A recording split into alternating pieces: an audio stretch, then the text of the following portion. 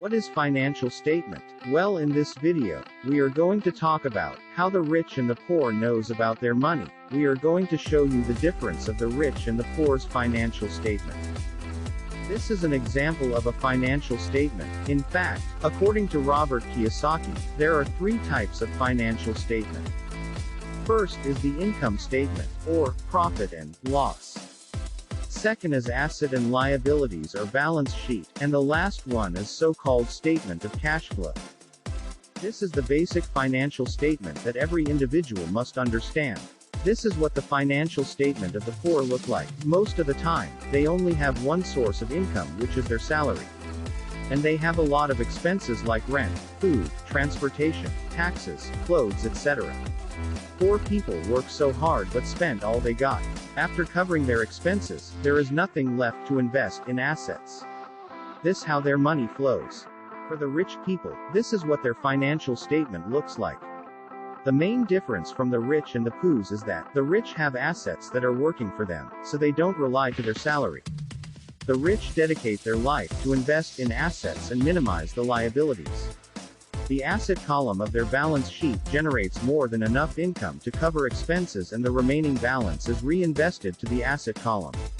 The asset column continues to grow, and therefore the income it produces grows with it. Thank you for watching. Hope you learned a lesson today.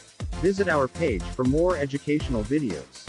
You want to know the reason why the rich are getting richer and the poor are getting poorer? Well, if you want to know, I'm gonna explain the two things the rich knows while the poor don't in the easiest way that even an uneducated bystander can understand.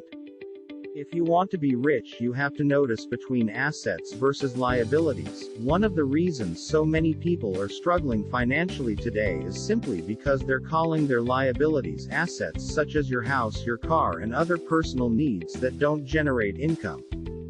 We also have to understand a financial statement, because it is important. The definition of the two is overly simplified. It says what creates something is to be an asset. Assets puts money into your pocket, while a liability are the things that takes money from your pocket. Let's say a house, for example.